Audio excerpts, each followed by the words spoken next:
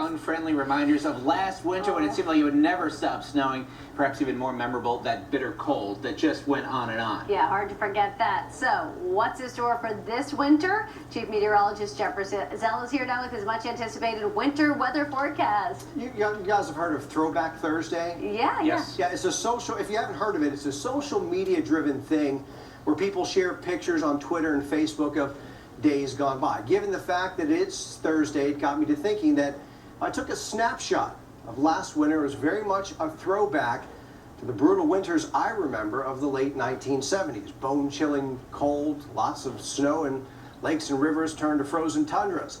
So the question I've been getting a lot, will this winter be another trip back in time? The foundation of any good forecast begins with thorough research. And my effort to determine the mood of Old Man Winter this year took me to AccuWeather State College to discuss some of the global patterns which will influence the season ahead. The first topic, the ever-present polar vortex. What happened last year is that the polar vortex was persistently sinking southward and sitting there. Usually what ends up happening, it comes down for a couple of days and then it lifts right back up again and we get back to near normal temperatures. This year, that shift may come down, but it may not stick around. The other main player in any given winter is the status of the water temperature in the Pacific. Is it a La Nina pattern or an El Nino pattern?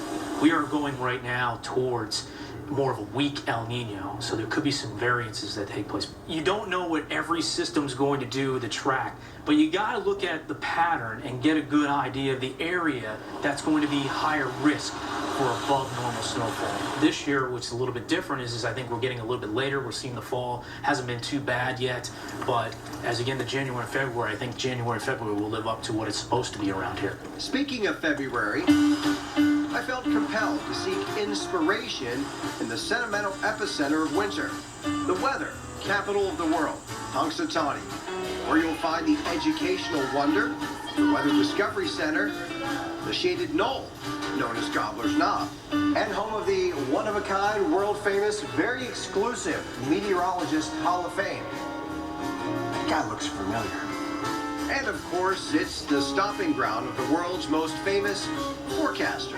Looking for some answers and a preseason forecast from my friend Punxsutawney Phil. Phil, can you tell me, will El Nino have any influence this winter? How about the polar vortex? What kind of influence could that have? Jeff, you know you don't speak groundhogese. So, despite no input from my friend Phil, using science and history as my guide, I offer you my outlook for the upcoming winter. Up first, temperatures. The season will start off pretty normal, with temperatures in both November and December not straying too far from average. The invasions of much colder air will increase in January and February, with more frequent cold snaps bringing both months well below average. March should bring us back on par with normal. In the end, January will be the coldest month, followed closely by February, and the season will end about a degree or two below average. Now for snow. November and December will bring sporadic snowfall, which should not amount to much more than average by the end of the year. On the other hand, the new year will bring a more active pattern. More frequent storms with greater accumulation potential will highlight January's 20-inch outlook. And while February should bring some bigger lulls in storm activity and lesser snow totals, it will still end up being a formidable month. In March, totals will quickly dip below average, and an early spring looks possible. So over the next 5 months, I expect a total of 53 inches of snow, which is 13 more than climatology, but less than the 63 inches we saw last winter. So to recap, the overall winter will be slightly colder than average, but the winter chill will not be as extreme or as prolonged as last season. Snowfall will be above average, with January having the greatest potential for bigger storms and higher accumulations. And the silver lining, a quick turnaround in March to a well-deserved early spring. One final footnote to that, I highlighted in there that an average snowfall from November through March is 40 inches. Of the last 12 winters, you know how many we've had below average?